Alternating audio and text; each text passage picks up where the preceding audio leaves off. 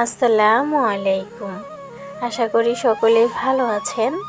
আল্লাহর অশেষ রহমতে আমিও ভালো আছি আলহামদুলিল্লাহ। নতুন একটি ভিডিও নিয়ে হাজির হলাম। আশা করি আপনাদের সকলের কাছে অনেক বেশি ভালো লাগবে।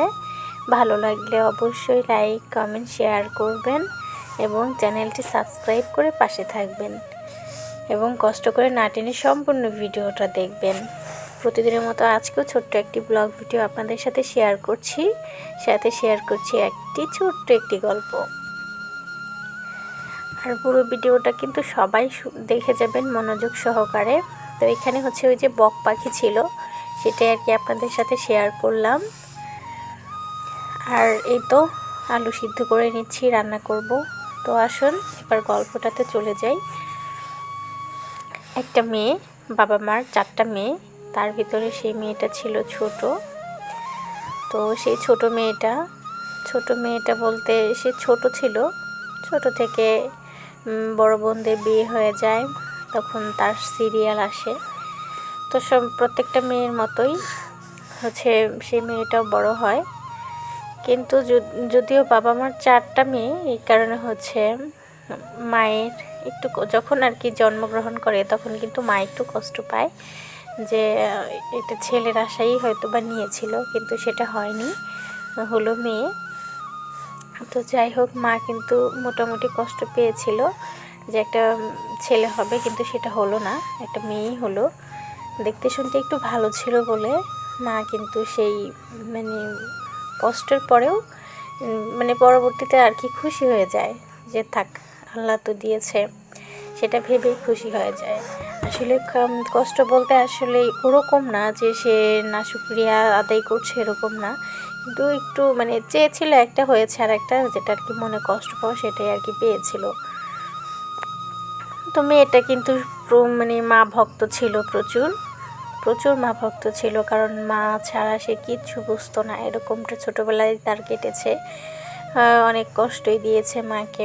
এটাই স্বাভাবিক, বাচ্চারা যখন মায়ের প্রতি বেশি হচ্ছে আকৃষ্ট থাকে তখন মাকে কিন্তু অনেক প্রেশারাইজড করে।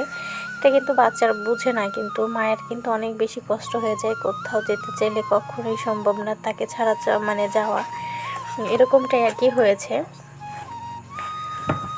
তো সেই মেয়েটাও একদিন হাঁটি পা করে একদিন বড় হলো, ক্লাস 1, 2, 3 এরকমভাবে চলতে শুরু করলো তার জীবন।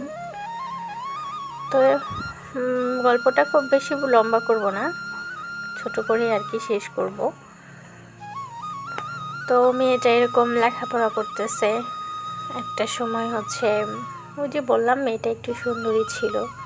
যখন মেয়েটা 6, 7 এরকম পড়ে, তখন দেখা যায় স্কুলে গেলে ছেলেরা ডিস্টার্ব করে, ছেলেদের হচ্ছে মানে নজরে পড়ে আর কি মেয়েটা।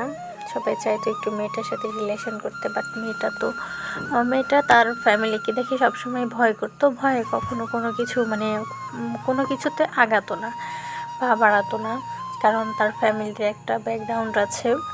তো সে কখনোই চাচ্ছিল না যে তার মানে যদিও ছোট, কিন্তু অবশ্যই তার ফ্যামিলিটাকে আগেই প্রায়োরিটি দিয়েছে, কখনোই মানে ছেলেদের পেছনে এরকম যায়নি।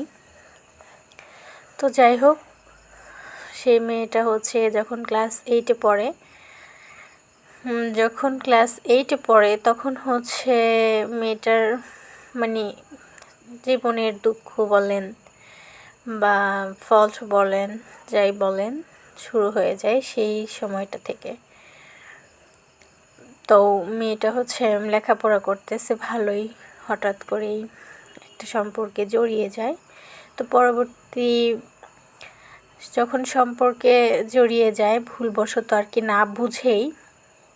আর একটা কথা আছে যে মানুষ বলে আর কি যে মানে অনেকে জাদু মন্ত্র করে, সেরকম একটা কিছু হয়েছিল।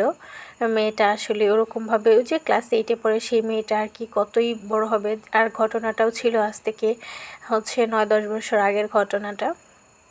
তাহলে তখন তো আরও মানে জামানাটা অনেকটাই মানে এত চঞ্চল আমি ছিল না, তখন কিন্তু ওরকমটাই ছিল। আর ওই সময় যে মেয়েটা এত পাকা পোকা ছিল সেরকমও কিন্তু না, কিন্তু ওই যে জাদুর বশে আর কি মেয়েটা হচ্ছে পটে যায়, পটে গিয়ে তার সাথে আর কি সম্পর্ক করে। সম্পর্ক করলে, কিন্তু ছেলেটার বয়স ছিল অনেক বেশি, মানে মেয়ের কি বলেন বাবার সেম সাইজের আর কি ছিল, বাবার সমবয়সী ছিল। কিন্তু সমবয়সে থাকলে কি হবে, ওই যে মন্ত্রটা তো কাজে লেগেছে, এখন তাকেই ভালোবাসে, তাকেই মানে তাকে ছাড়া তার চলে না, এরকম কিছু একটা।